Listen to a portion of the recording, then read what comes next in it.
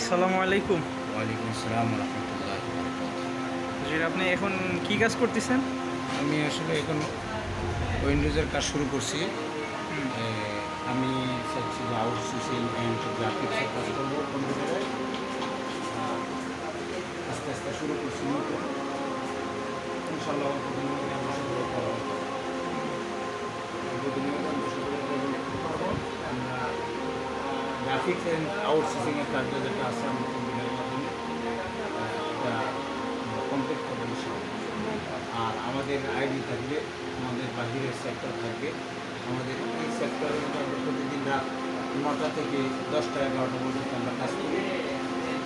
আমরা চাইতেছি আমরা মাদ্রাসার পাশাপাশি একটা ডিজিটাল মার্কেটিং এবং ভবিষ্যৎ প্ল্যানকে ডিজিটালের সাথে বর্তমান যুগের সাথে তাল মিলিয়ে করা।